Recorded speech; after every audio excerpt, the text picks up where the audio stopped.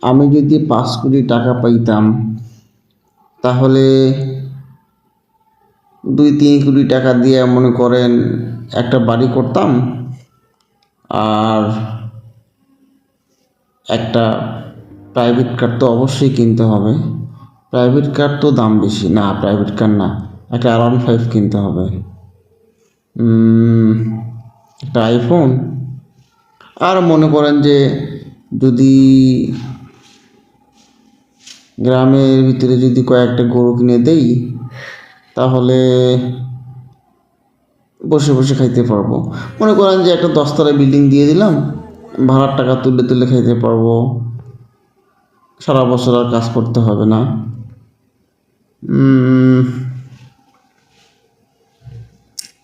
আর গ্রামে একটা মসজিদ করে দিলাম, সবও পাইলাম, টাকাও ইনকাম হইলো।